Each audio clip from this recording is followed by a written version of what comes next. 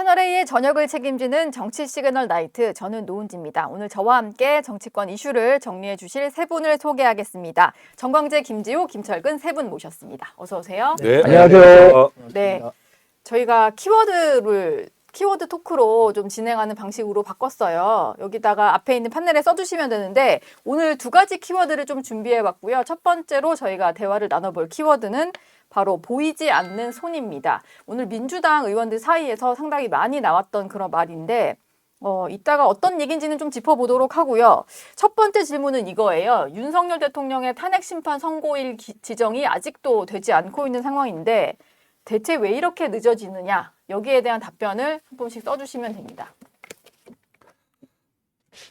사실 이게 뭐 결론이 종결된 지가 거의 한 달째가 다 되어가다 보니까 민주당 내에서는 헌재를 향한 이제 기일 지정 압박이 상당히 거세지는 것 같고 지금은 뭐 4월로 넘어갈 수 있다 뭐 이런 얘기까지 나오는 것 같아요. 먼저 쓰신 분부터 제가 한번 질문을 드려볼까 하는데 김지호 대변인이 가장 먼저 쓰셨네요. 기일이 늦어지는 이유는 정치적 고려 때문이다. 아무래도 윤석열 내란 속의 피의자에 대한 그 파면 선고가 보수 진영의 영향이 크고 사실 보수 성향을 가진 재판관들의 경우 만약에 인용 결정이 났을 시에 굉장히 큰 압력 또 요새는 또 위협도 많이 하고 있지 않습니까? 그런 것들을 고려하다 보니까 지금 여러 가지 절차적인 문제를 가지고 계속 시간을 끌고 있는 게 아닌가. 만약 그것이 아니고 뭔가 이견이 있었다면 저는 문영배 헌법재판소장 대행이 뭔가 변론을 다시 재개한다든지 전체 의견이 뭔가 다르다는 그런 신호가 나왔을 거라고 생각합니다. 그렇지 않기 때문에 지금 내일 이재명 대표에 대한 선거법 항소심도 있고 여러 가지 그런 고려를 해서 시간을 끌고 있는 게 아닌가. 정치적 고려가 있다고 생각합니다. 네. 다음은 김철근 사무총장이신데 저희가 오늘 대화를 나눠봐야 될 키워드 보이지 않는 손과 좀 비슷한 얘기 쓰신 것 같은데 동시 퇴진 가능성이 열려있기 때문에 늦어지는 거예요? 저는 윤석열 대통령의 그 선고 결과는 8대0 인용된다고 봅니다. 근데 내일이죠. 내일 이재명 대표의 2심 선고가 있고 2심 선고 이후에 3개월 이내라고 했지만 대법원 판결 기일이 언제 잡힐지 모르는 상황이거든요. 그러면 윤석열 대통령의 기일이 이번 주 28일이 아닌 4월 첫 주나 둘째 주로 넘어가는 상황이 된다면 민주당과 이재명 대표로서는 굉장히 불안감이 더 휩싸이는 상황이 될 것이다. 그래서 그 윤석열 대통령의 인용과 이재명 대표의 대법원 판결이 같이 연계될 수 있는 가능성을 열어준 게 아니냐. 헌법재판소에서 대법원에 공을 넘기는 거죠. 이재명 대표에 대해서는 대법원에서 알아서 해봐라. 이건 순전히 제 내피셜입니다만은 그럴 가능성이 충분히 있다. 그리고 예를 들면 8대0을 이끌어내려면 보수적 성향의 헌법재판관일 경우에 왜 윤석열 대통령만 날려야 되느냐라는 의문을 가질 수 있기 때문에 이재명 대표도 같이 달려라. 그분들을 설득할 수 있는 시간 뭐 이런 것들이 필요하지 않겠느냐. 결국 계속 버티거나 아니면 만장일치 또는 6명이 안 됐을 가능성도 고려 안 할 수 없겠죠. 그래서 저는 그 시간을 보수 성향의 재판관들이 벌어주고 있는 게 아니냐 이런 생각이 드는 거예요. 그래서 뭐 민주당 분들이 자칫 오늘 뭐 보이지 않는 손 이런 얘기를 하던데 저는 윤석열 대통령의 인용이 안 될 가능성이 보다는 이재명 대표의 사법 리스크 이른바 2심과 대법원으로 가는 것 그리고 지난번 1심에 있었던 그 재판 지금 다시 항소해서 2심 남아있는 게 있잖아요. 미증교사 혐의요. 그 재판이 예를 들어서 대선 전에 2심에 무슨 결론이 난다고 하면 사법 리스크는 굉장히 커질 수 있거든요. 물론 대통령 선거 전에 대법원 판결까지 날지 안 날지 그 여부는 잘 모르겠습니다만은 굉장히 위험해질 수 있는 상황이기 때문에 민주당 지도부가 굉장히 강공을 펴고 있다. 이건 국민들에게 불안감 조성하는 측면도 있겠지만 실제로 유죄 판결이 났을 때 당 내부에 반발 세력이 굉장히 크게 나올 수 있어요. 왜냐하면 후보 교체론, 본선 필패론 네. 이런 것들이 들고 나왔을 때 이재명 대표로서는 당내 그 부분도 잠재우기 쉽지 않은 거기 때문에 강공책을 쓰고 있는 것이다. 심지어 쌍탄핵까지 얘기를 하잖아요. 네. 그 최상목 그 부총리 같은 경우에는 사실상 한덕수 총리가 돌아옴으로 인해서 최상목 부총리에 대한 탄핵은 실제 실효성이 별로 없어요. 그럼에도 불구하고 쌍탄핵을 하겠다라는 강공을 쓰는 이유는 사실 내일 유죄 판결에 대비한 당내용이다. 당내용이다. 네, 이런 느낌이 드는 겁니다. 그리고 덩달아 현재 선거도 네. 이런 동시 퇴진 가능성 때문에 늦어지고 있다. 예. 뭐 이런 얘기셨고요. 정광재 대변인은 상당한 이견이다. 지금 헌법재판관 내에서 네. 예. 지금 두 분은 정치 상황과 관련해 갖고 얘기를 많이 하신 것 같아요. 네. 근데 헌법재판소는 정치적 고려를 할 만한 정치 기관이 아닙니다. 헌법재판관 분들도 법률과 사실관계 또 양심에 따라서 이 헌법재판 그 탄핵과 관련한 재판을 진행하게 될 텐데 네. 정치적인 상황을 고려해서 그러니까 이재명 민주당 대표가 26일에 그러니까 내일이죠. 선거법과 관련해서 어떤 재판 결과를 받느냐 아니면 뭐 앞으로 60일 후에 탄핵이 인용되면 60일 후에 대선이 치러지게 되는데 이런 일정과 관련해서 고려를 하고 있느냐? 저는 그렇다고 보지는 않고요. 네. 이번에 한덕수 권한대행에 대한 탄핵 재판 결과 나왔잖아요. 5명 기각, 2명 각하, 1명 인용이라고 했어요. 그런데 이런 정도로 이 재판관 분들 간에 분명한 이견이 존재한다.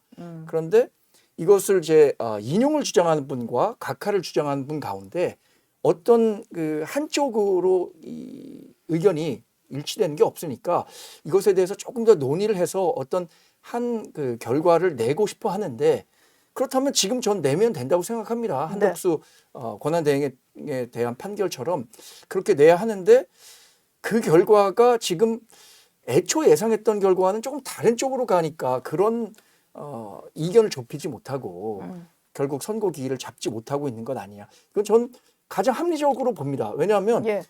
이미 의견 일치가 이루어졌다면 선고 기일 지정하고 발표하면 되는데 그러지 못하고 있잖아요. 예. 그렇죠. 뭐 6대2만 됐어도 선고를 하면 그만이 아닐까라는 생각인데 네. 뭐 길어지는 이유는 이견 때문이다 뭐 이런 의견들도 꽤 많은 것 같아요. 저희가 이제 보이지 않는 손에 대해서 얘기를 좀 해보겠습니다. 먼저 그래픽을 한번 준비를 해봤는데 보이지 않는 손이라는 걸 가장 처음 언급을 한 게 김민석 최고위원인데요. 김철근 사무총장 얘기랑 좀 비슷합니다.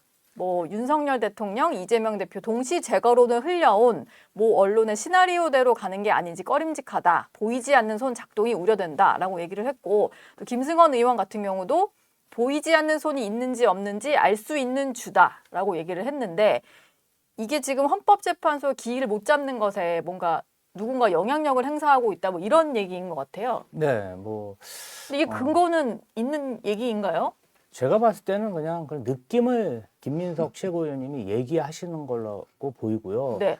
아마 선고 기일, 윤석열 대통령에 대한 탄핵 선고 기일이 단순히 지연되는 것만 고려한 게 아니라 윤석열 대통령이 구치소에서 석방되고 또 김성훈, 이강우 경호처장의 구속영장이 기각되고 그다음에 계속되는 야권의 탄핵 소추안이 기각되다 보니까 많은 또 민주 지지자들이나 국민들이 이게 왜 이렇게 순리대로 안 되냐 이런 이의를 제기하는 분들이 많습니다. 네. 그런 것들에 대해서 김민석 최고위원이 뭔가 지금 상식적으로 당연히 결정돼야 할 탄핵 그리고 지금 이 탄핵이 진행이 안 돼서 국가적으로 국정 혼란이 일어나고 있지 않습니까? 상식적으로 이해가 안 되기 때문에 예. 이해가 안 되는 것에 대해서 전 지적했다고 생각하고요. 저희는 그렇습니다. 조갑재 씨라든지 정규재 씨라든지 김진 씨라든지 굉장히 보수의 원로, 보수색이 짙은 그런 평론가들조차도 저희 김진 앵커 말씀하신 게 아니죠? 네네. 예. 네. 중앙일보 김진, 중앙일보 김진. 논설위원 네. 말씀드리는 겁니다. 예. 아니 그런 분들까지도 윤석열 대통령에 대한 파면 이것에 대해서 강하게 주장하고 있는데 네. 그건 상식이 아닐까. 근데 왜 이렇게 늦춰지나 그런 의구심이 있는 것 같습니다. 아니 근데 그게 파면의 이의제기가 저는 있다고 보지는 않아요. 왜냐하면 헌법재판소라는 게 정치 재판하는 곳입니다. 그럼 민심의 향배라는 게 대단히 중요해요. 지금 여론을 감안하지 않을 수는 없을 것이다. 완벽하게 양쪽이 딱 예. 쪼개져 있는 우리나라가 그 국론이 그냥 두 동강 나 있는 상태입니다. 이런 상황에서 한쪽에게 절대적인 패배를 안겨주는 그런 그 시기를 선택한다는 게 쉽지 않아요. 그러니까 예.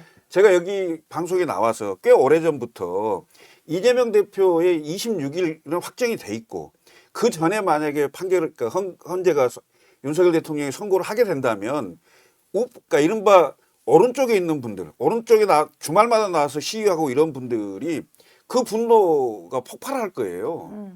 예? 그런 지점들이 있을 수 있고 예. 그래서 한쪽은 정해져 있고 그다음에 그 한덕수 총리가 복귀한 게 굉장히 의미 있다고 저는 보여져요. 그러니까 왜냐하면 왜 한덕수 총리를 먼저 복귀를 시켰겠느냐. 예. 그게 이제 민주당이 최상목 대행의 대행을 탄핵하겠다는 절차를 밟자마자 한덕수 총리가 지금 돌아온 거 아닙니까? 그러면 국정 안정을 어느 정도 보장할 필요가 있는 거죠. 네. 그러니까 이런 상황들을 본다면 저는 윤석열 대통령의 그 파면 선고는 거의 기정사실화돼 있는데 결국은 양쪽에 그 폭발하는 민심을 어느 정도는 밸런스를 좀 맞춰줘야 되는 거 아니냐. 이래서 그 시기 조정이 되는 거고. 예. 그러니까 만약에 시기가 지금 재판관 2명이 18일이면 임기가 끝나잖아요.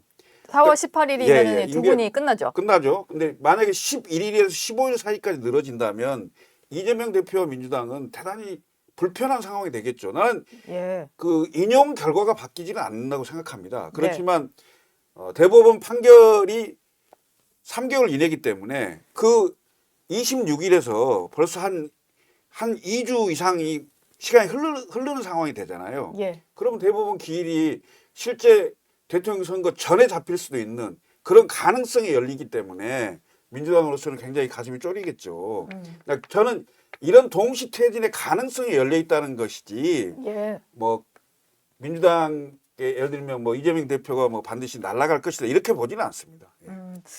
김민석 최고위원의 얘기는 보이지 않는 손에 대해서는 뭐 이게 주체가 누군지는 얘기를 안 했는데 어쨌든 보이지 않는 손이 만약에 있다면 이 손이 원하는 것은 아무래도 이재명 대표의 어떤 선고 결과부터 보고 거기서 뭔가 유죄 판단이나 이런 것들을 보고 나서 대통령을 하려고 하다 보니까 선후 관계가 이렇게 된 것 같다. 뭐 이런 지적인 것 같아요. 정광재 대변인 보시기에는 지금 예. 뭐 순리대로 나오지 않기 때문에 보이지 않는 손이 존재하는 것 아니냐라는 의심을 하게 된다고 하는데 네. 순리대로 나왔지 않았다는 것은 저는 어폐가 있다고 봅니다. 지금 법과 원칙에 따라서 재판부에서 결정한 거예요. 예를 들어서 윤석열 대통령에 대한 구속 취소라든가 아까 말한 김성훈 경호처장에 대한 구속영장 반려 예. 이런 것들은 법원이 본인들이 충분히 판단해서 결론을 내린 건데 그게 순리대로 나오지 않았다라고 한 것은 아마 그쪽 지지하는 분들이 순리대로 나오지 않았다고 얘기하는 것이지 대부분의 국민들은 그게 법에 따른 원칙이 적용됐다라고 볼 겁니다. 저는 헌법재판소가 이재명 대표의 어떤 그 사법 리스크 시간표를 고려해서 이 탄핵과 관련한 재판 결과를 조정해야 한다고 전혀 생각하지 않습니다. 지금은 충분히 헌재 시간이라고 생각하고요. 예. 헌법재판소의 탄핵 재판은 단심으로 진행되기 때문에 한 번 재판 결과가 회복 불가능한 피해를 주게 되는 거예요. 그렇다면 시간에 촉박해서 움직일 것이 아니라 충분한 공감대를 형성할 수 있고 재판관분들이 수기를 거듭해서 결론을 내야 한다고 생각합니다. 지금 뭐 이재명 대표의 사법 리스크 이런 것들을 고려해서 하기에는 이 윤석열 대통령에 대한 헌법재판소의 탄핵 결과는 우리 대한민국에 미치는 영향이 지대하기 때문에 충분한 시간이 필요하다고 생각하고 그 수기의 과정 속에서 아까 말씀드린 이견을 좁히는 과정인데 그 이견이 아직 존재하고 있다. 이렇게 예상해 볼 수밖에 없다고 저는 봅니다. 좀 정광재 대변인께 여쭤볼 게 있는데요. 지금 질문인가요? 예, 네. 아니 이렇습니다. 지금 충분한 시간이 필요하다. 저는 그 의견에 반대합니다. 왜 그러냐 하면 지금 대한민국이 미국으로부터 민간 국가로 지정을 받았고요. 최상목 권한대행 트럼프 행정부와 전화 통화조차 못했습니다. 예. 그리고 트럼프 행정부에 있는 국방부 장관이라든지 고위직 인사들이 동아시아를 방문할 때 한국을 패싱하면서 지나가고 있습니다. 지금 관세 정쟁 이런 상황인데 아니 새로운 리더십 지금 필요한 거 아닙니까? 더 이상 시간을 끌 저희 여유가 있나요? 지금 말씀하셨으니까 예. 저는 만약에 이재명 대표가 예를 들어서 조기 대선을 통해서 대통령이 된다면 미국에서 더욱더 위험하다고 볼 것 같은데요. 그리고 지금 리더십 공백이라는 것은 사실 우리 대한민국이라는 시스템이 대통령이 탄핵되면 그 위에 국무총리, 예. 국무총리가 권한대행으로서 탄핵되면 경제부총리가 맡아서 이 권한 대행을 하고 있는 분들이 고군분투하고 있는 겁니다. 네. 근데 그 고군분투하고 있는 사람들에 대해서 계속되는 탄핵 카드를 꺼내드는 게 국정의 리더십과 그 공백을 더 가속화시키는 것이지. 지금 저는 예를 들어서 12월 3일 이후에 있었던 국정과 관련해서 어떤 어려움 네. 이런 것들에 대한 가장 근본적인 책임은 윤석열 대통령에 있다고 봅니다. 그러나 그 이후의 과정에 대해서는 민주당이 분명한 책임을 져야 한다고 생각하기 때문에 지금 드리는 질문에 대한 답변으로 예. 가름하겠습니다. 혹시 다시 반박하실 게 있을까요? 한덕수 총리도 탄핵을 했던 게 민주당인데 국정 운영, 뭐 안정적인 리더십을 얘기할 자격이 되느냐 뭐 이런 말씀이셨던 것 같은데 반박을 좀 하실 얘기가 있을까요? 아니 입법부에서 예. 행정부의 수장이 군사 반란을 일으켰고 그리고 직무 대행하시는 분이 헌법을 지키지 않는데 법을 지키지 않는 고위공직자에 대해서 징계를 요청하는 건 당연한 의무라고 생각합니다. 예. 네. 알겠습니다. 기일이 어쨌든 지정이 안 되다 보니까 3월도 넘어가는 게 아니냐라는 얘기들이 좀 나오고 있는데 26일 바로 내일인데요. 내일까지 선고일을 발표를 안 한다면 이번 주 내에 발표도 좀 어려워질 수 있을 것 같아요. 그러다 보면 이제 다음 주 하루만 3월 31일 지나면 바로 4월이잖아요.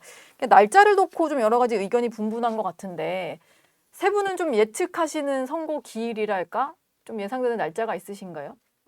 뭐 가장 합리적으로 예측 가능한 게 지금 뭐 28일 정도로 빠르면 28일. 그런데 이제 이번 주가 너무 큰 이슈가 많잖아요. 월요일 날 이미 한덕수 총리가 복귀를 했고 내일 이재명 대표가 이제 2심 결과가 나오고 예. 그런데 금요일 다시 한다. 이 한 주에 대한민국 운명을 결정하는 모든 판단을 내리기가 쉽지 않을 수도 있다. 그리고 헌재 개별적으로 봐도 목요일에는 일반 사건 40건을 선고해야 된다더라고요. 그런 상황이 있기 때문에 저는 한 주 더 늘어날 가능성도 배제할 수 없다. 심지어는 최장 거의 한 11일에서 15일 사이까지도 밀릴 수 있다라고 보여집니다. 그러니까 왜냐하면 그 지금 이 상황에서 심사숙고해서 정확하게 한 번에 판단을 내려야 된다는 것들이 있을 거고요.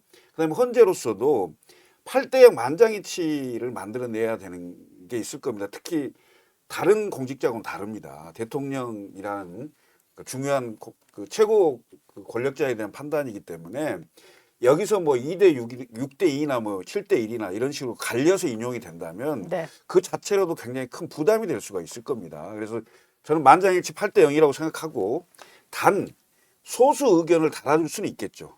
한두 명 정도의 그런 정도의 판단이 나오지 않을까. 그런 정도까지 평의를 계속하지 않을까 이런 생각이 듭니다. 예. 4월 넘어갈 것 같으세요? 그동안 매주 금요일이 선고 기일이 될 것이다라고 예상을 했는데 계속 틀렸기 때문에 저도 사실 뭐 오는 28일 금요일이 가장 유력한 날짜로 예상을 하지만 그게 꼭 들어맞지는 않을 가능성도 크다 이렇게 생각합니다.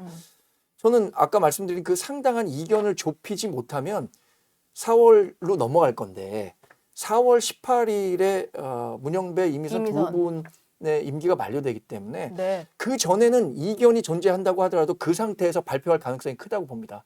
왜냐하면 4월 18일에 퇴임하는 두 분이 모두 대통령 몫으로 추천된 분이에요.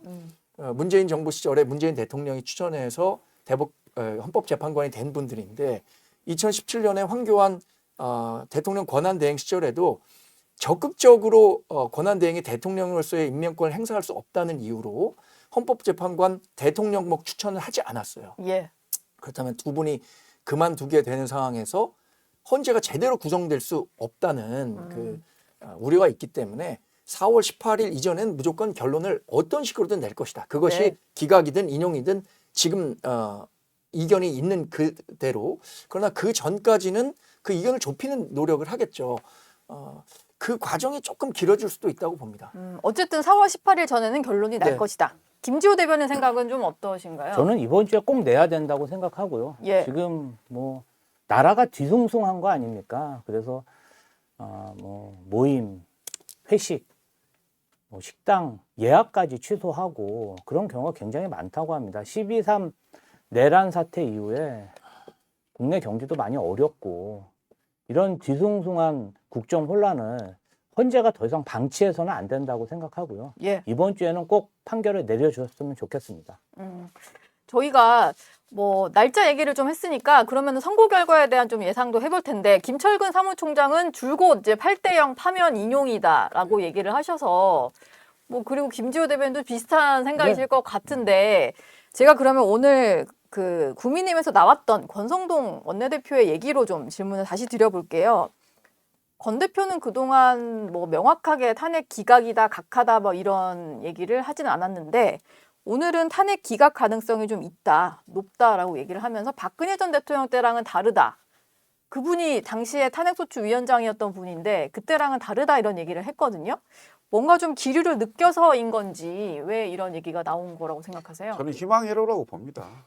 희망회로, 네. 더군다나 그 한덕수 총리가 복귀하면서 5대 1대 2 그 상황을 보면서 헌법재판관 내에서 사실상 이견이 존재하는 거 아니냐라는 것을 추측을 하면서 아직 완전한 합의에 이르지 못했다. 그래서 결국은 3대 5, 5대 3 정도로 기각되는 거 아니냐 이런 희망 회로를 돌리고 있다고 보여지는데요. 네. 헌법재판관들도 대한민국의 운명을 생각하지 않을 수 없는 상황이고 지금 예를 들어서 대외 신인도라는 것도 있고 그다음에 국회에서 탄핵이 돼서 헌법재판소에 가서 탄핵 절차를 밟았던 대통령이 예를 들어서 기각이 돼서 다시 돌아오는 상황이 되면 그 돌아온 대통령은 언제든 계엄을 할 수 있어요.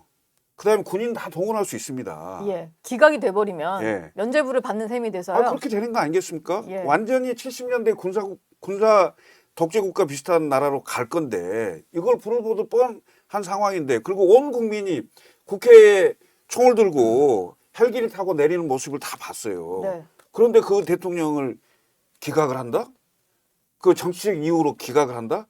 저는 그건 있을 수 없는 일이라고 생각하고요. 쉽게 그냥 그 우리가 술자리에서 얘기하듯이 표현한다면 그냥 대한민국이 망하는 겁니다. 기각이 될 경우에 네. 그런 얘기 하신 분이 있었는데 지난 주말에 이재명 민주당 대표가 아니 대한민국이 망하는 겁니다. 네. 저는 있을 수 없는 얘기라고 생각을 하고요. 예. 저는 8대0 인용 얘는 불변이다. 불변이다. 단 대한민국이 두 쪽으로 쪼개져 있는 이 상황에서 최소한 정치적인 어떤 뭐랄까 균형감이랄까 이런 정도로 어떤 시기가 조정되고 있는 것으로 보여지고 예. 단지 아까도 말씀드렸듯이 완벽한 합의에 이르지 못해서 예를 들면 보수 성향의 재판관들께서 왜 그럼 윤석열 대통령 쪽만 뭐 인용을 하고 이재명 대표 그 선고일이 26일로 정해져 있는데 그 전에 굳이 해야 될 이유가 뭐가 있느냐라고 이의 제기를 했을 수도 저는 있다고 봐요. 아, 그걸 보고해야 된다. 예. 그래서 예. 그 지점이 지나가고 나면 뭐 빠르면 28일이 될 수도 있겠지만 한 주에 너무 큰 사건들이 많기 때문에 네.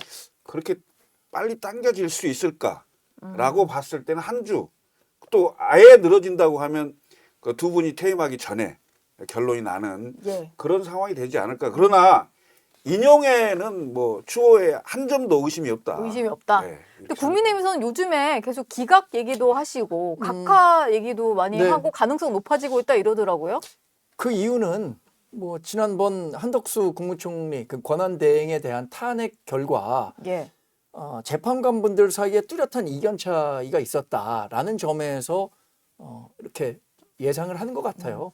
이른바 이 헌법재판관분들 사이에 정치적 후견주의라는 게 있잖아요. 네. 그러니까 뭐 정계선 재판관 같은 경우엔 지금 7명과 달리 유일하게 인용 의견을 냈는데 예. 이분 민주당에서 강력하게 추천해서 헌법재판관 된 분입니다. 네. 나머지 각하 의견 냈던 두 분은 대통령과 국민의힘이 국민의힘. 추천했던 분들인데 이분은 법 적용에 대해서 굉장히 엄격한 잣대를 들이대면서 그 각하와 기각 의견을 낸 거잖아요. 네. 이런 분위기를 전체적으로 고려했을 때 과거보다는 훨씬 더 기각 가능성이 커졌다라고 보는 거고요. 네. 그래서 뭐 어떤 결과가 나올 거라고 저는 섣불리 예측하기 어렵지만 네. 우리 당의 법조인 출신 그 의원분들이 굉장히 많잖아요. 예를 들어서 나경원, 김기현, 장동혁 예. 이런 분들은 다 모두 판사 판사 출신이네요. 출신인데 네.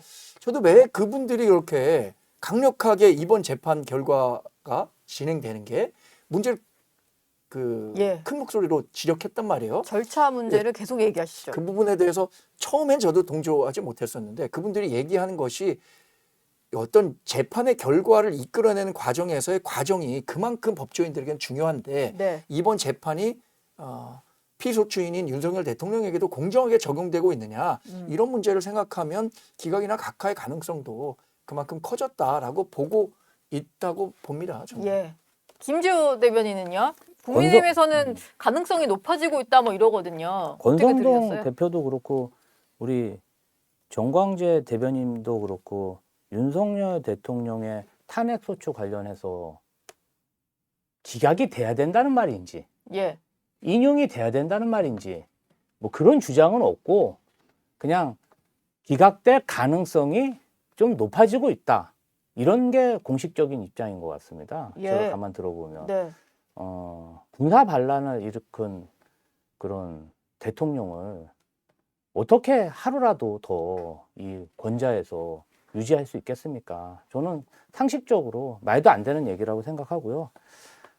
권성동 원내대표가 최근에 이재명 대표의 뭐 망언집이라고 하지만 명언집을 아주 그냥 양장으로 잘 디자인해가지고 그게 그 민주당에서는 명언집이라고 지역위원회에 고맙다면서요. 그냥 예. 양장본으로 하나씩 다 돌리고 네. PDF까지 만들어서 널리 홍보해 주셔서 국민의힘 지지층으로부터 많은 지탄을 받다 보니까 오늘 좀 지지층을 다독이는 발언을 했다. 저는 그렇게 평가합니다. 권성동 속으로는 원내대표가요? 기각을 찬성할 거라고 생각하지 않습니다. 예. 이재명 망언집을 읽어보시고도 이재명 명언집이라고 해석한다면 그거는 예. 독해 능력에 그 큰 문제가 있다고 봅니다. 거기 나왔던 이재명 대표의 망언들을 다시 한번 곱씹어 보는 계기가 될 거라고 생각하는데 그걸 뭐 명언집이라고 또 생각하신다면 그 나름대로 한번 읽어보시기 바랍니다. 같은 걸 보고도 각자 해석이 참 이렇게 다르네요. 제가 예. 사실은 좀 우리 당도 당대표에 대한 그런 어떤 발언집을 당비로 만든다는 게 사실 좀 쑥스러웠는데 뭐 국민의힘이 이렇게 당비 들여서 만들어서. 그런 거 만들어 주시니까 네. 감사합니다. 저는 근데 그러니까. 아까 그 계엄과 관련해서 윤석열 대통령이 만약에 직무에 복귀하게 된다면 네. 계엄 면허증을 갖게 되는 거 아니냐라는 우려를 뭐 그런 비판을 민주당 중심으로 하고 계세요. 네. 그런데 이번 사태에서 봤던 것처럼 불과 5시간 반 그 짧은 그 계엄 기간 동안에 있었던 우리 대한민국의 혼란을 고려했을 때 누가 다시 한번 이런 그 계엄을 명분 없는 계엄을 할 수 있겠습니까? 그래서 그걸로 인해서 계엄 면허증을 갖게 된 것이 아니라 계엄이 그만큼 대통령이 행사할 수 있는 권한이지만 평소에 그렇게 함부로 쓸 수 있는 권한은 아니라는 점을 명확히 인식하는 계기가 됐다고 보거든요. 예. 한 번 하기 어렵지. 두 번, 시국에서도 한 두 번, 번 세 번 하기는 아. 쉬워요. 그리고 그래요. 그리고 이거는 이제 더군다나 걱정하는, 우려하는 마음들은 더군다나 이런 것 같아요. 헌재까지 가서 예를 들어 기각이 돼서 돌아왔는데 그 원래 그분은 성정이 성질대로 하시는 분인데 예. 그거 가만히 있겠어요? 그래도 이번에 구치소도 다녀오시고 해서 좀 아니, 더 아니죠. 달라졌을 수도 있지 더군다나 않을까요? 구치소를 갔다 왔기 때문에 예. 더 세게 나올 수 있죠. 그래요? 한 번 고생을 하셨지 않습니까? 네. 통찬 노숙 하셨기 때문에 저는 더 무섭습니다. 원래 그 재벌들도 한 번은 잘 모르고 구치소 갈 수도 있다, 예. 구속될 수도 있다고 하는데 두 번은 못 간다는 것이 구치소와 구속 상태예요. 예. 이번에 만약에 군사 쿠데타 일어나면은 아주 치밀하고 정말 대량 인명살상도 피할 수 없다고 생각합니다. 대량 인명살상까지요? 아, 수거 예. 대상들은 다 가는 예. 거죠.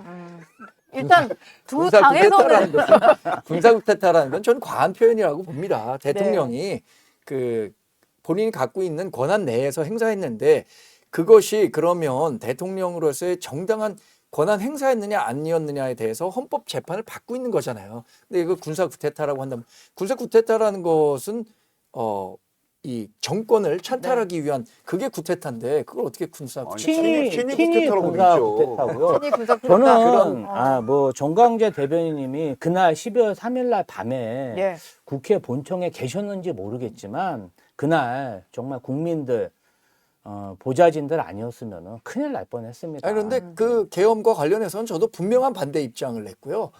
계엄이 이렇게 진행되면 안 된다라고 했었기 때문에 계엄과 관련한 것들에 대한 평가를 지금 헌법재판소에서 하고 있잖아요. 네. 그런데 근데 그것에 대해서 뭐 군사 구테타라든가 아니고, 친위 구테타, 아니, 내란이라고 하는 것은 마치 아직은 이르다 얘기를 헌법에 드려요. 예. 보장된 대통령의 권한으로 뭐 군인들을 움직였기 때문에 뭐가 문제가 안 된다는 식으로 그 말씀하신 것 같은데 아니, 저는 그렇지는 이건 않습니다. 불법 네. 위법 비상계엄은 위헌 문제라고 네. 인식이 이게 이거 있으니까.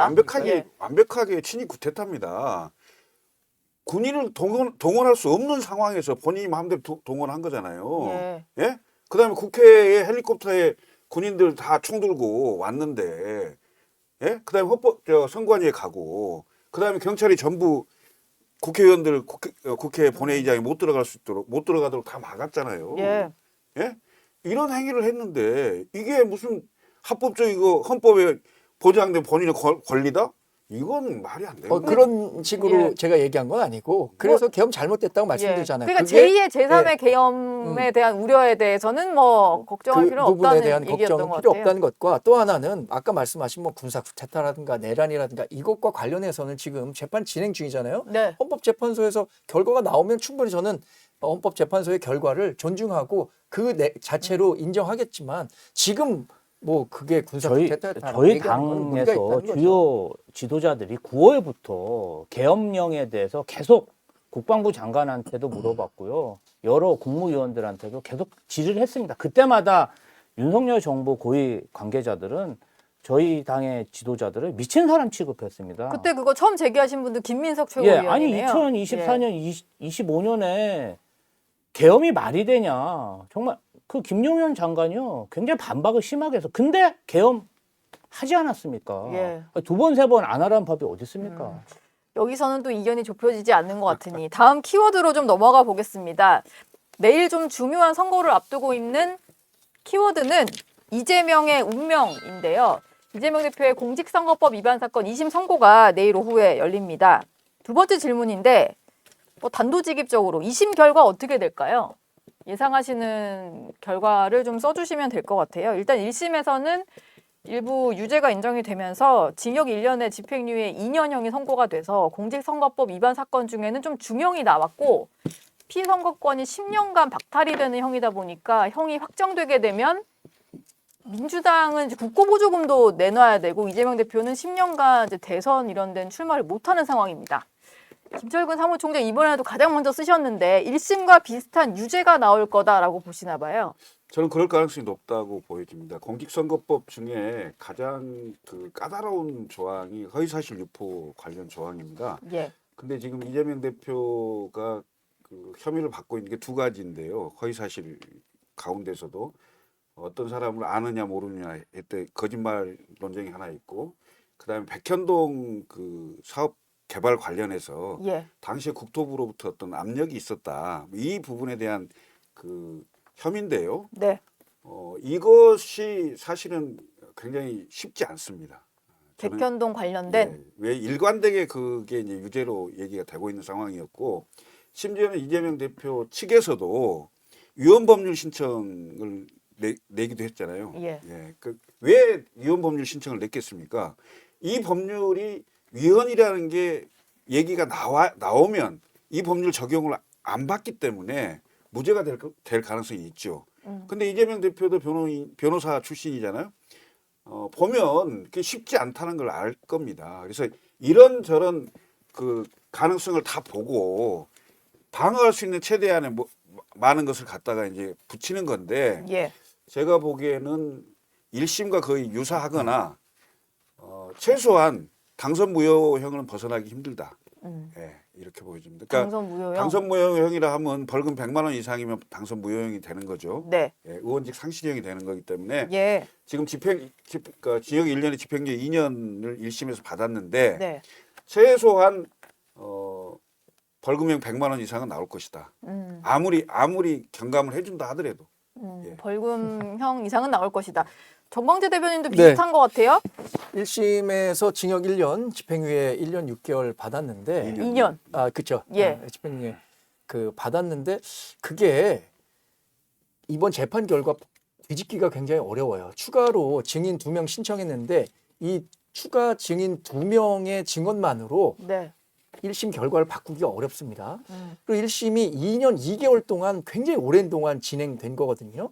그것에 2심 재판부도 영향을 받을 수밖에 없고 지금 말씀하신 백현동 재판과 관련해서는 아까 김문기 본부장을 알았느냐 몰랐느냐 이 부분 기억의 문제이기 때문에 1심에서는 일부 무죄 판결을 받았습니다. 네. 그러나 백현동과 관련해서는 거기에 나왔던 모든 사람들이 협박한 사실이 없다는 점을 계속해서 얘기해 왔었고 1심 재판에서도 이걸 도저히 이 재판 결과를 다시 뒤집어내기 위한 어떤 여지를 만들어내지 않았거든요. 네. 그런 측면에서 본다면 1심 이상의 판결이 나올 것이라고 저는 확신하고 민주당 소속 율사분들은 무죄가 될 것이다라고 얘기를 하는데 그건 100% 정말로 무죄, 200% 무죄 그는 이러시던데. 희망회로를 돌리고 있다고 생각하고요. 네.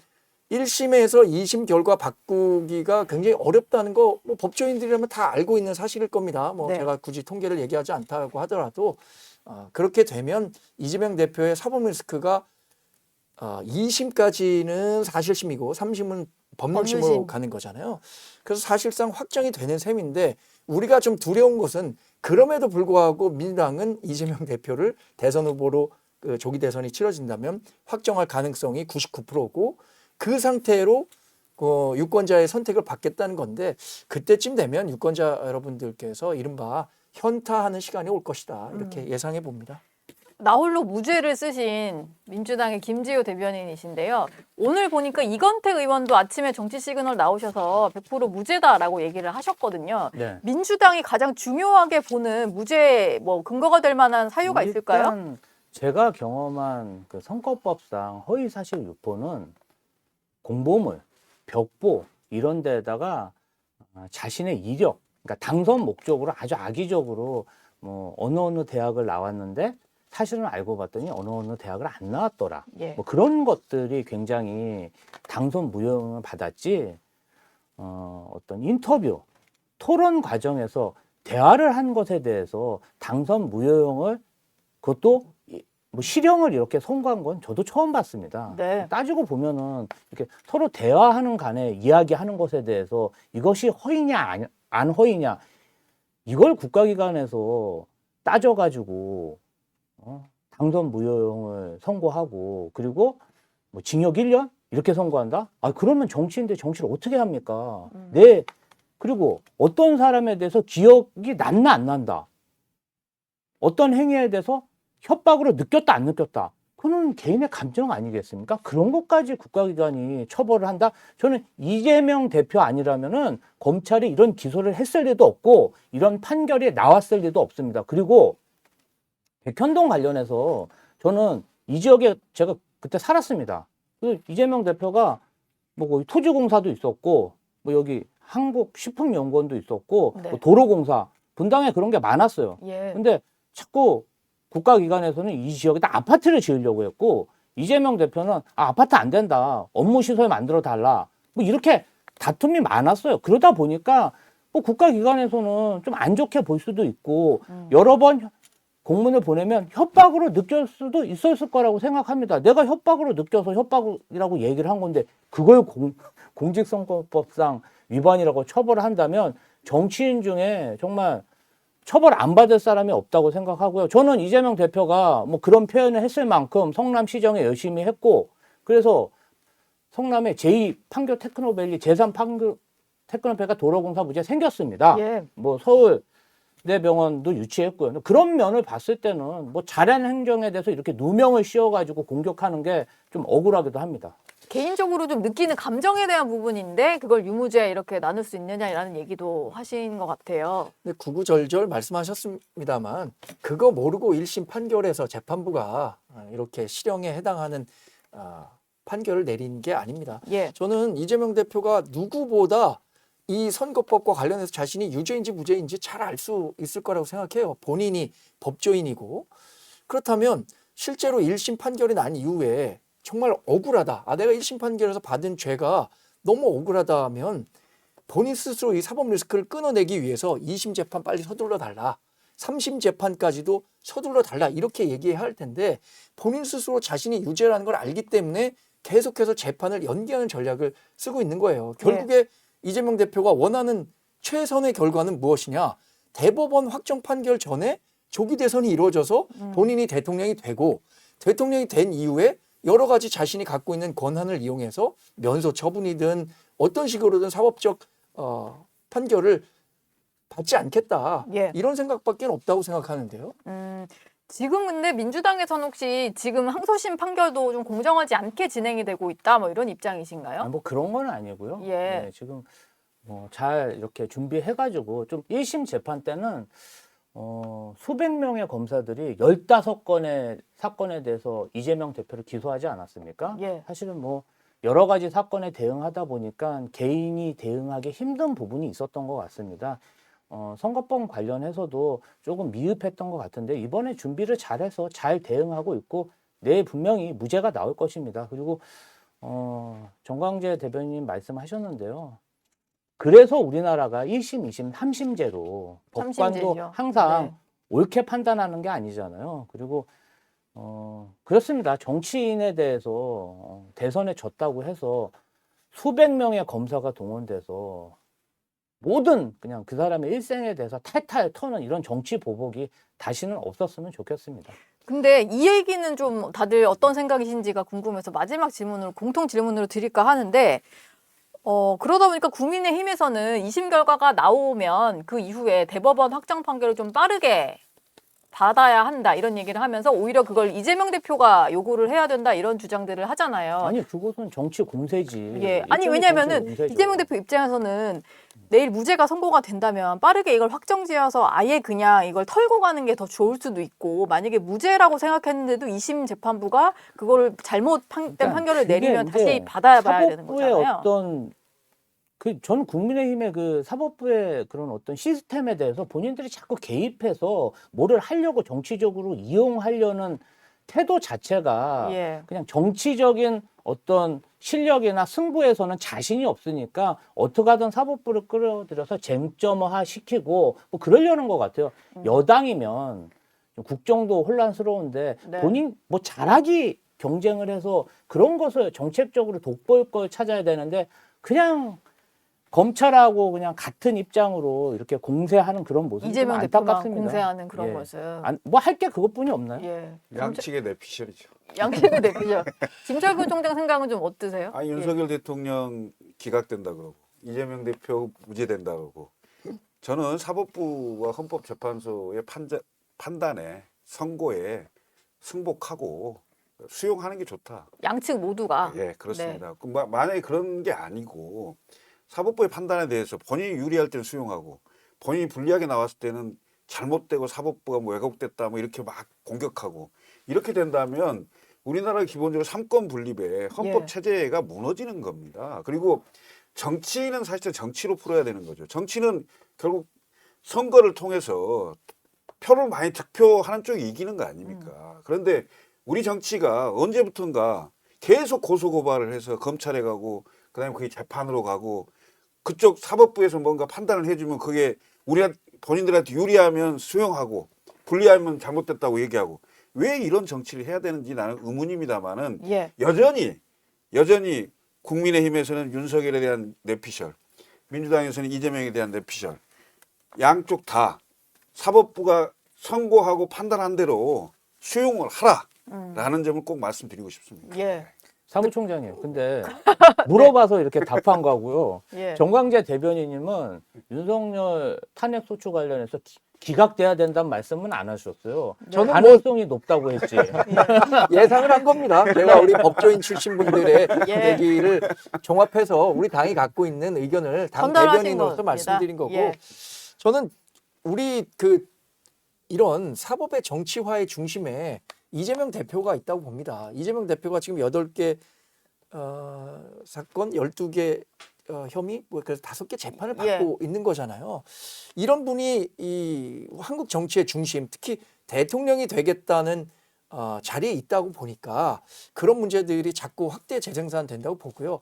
결국에는 저는 이런 논란을 종식시켜 줄 분들은 국민밖에 없다고 생각해요. 예를 네. 들어서 사법 리스크, 그러니까 이재명 대표가 이런 피선거권 박탈에 해당하는 죄를 2심까지 확정받았음에도 불구하고 대통령 후보로 나와서 당선이 된다?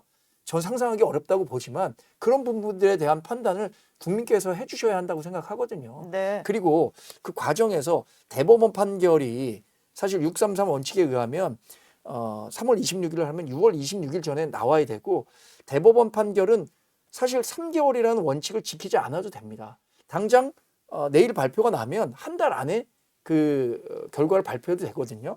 그렇다면 국민들에게 이분이 대통령으로서의 자격이 있는지 없는지를 대법원으로서는 확정 지어줘야 할 의무가 있다고 생각합니다. 빠르게 만약에 예. 조기 대선이 있다면 그 전에요. 네.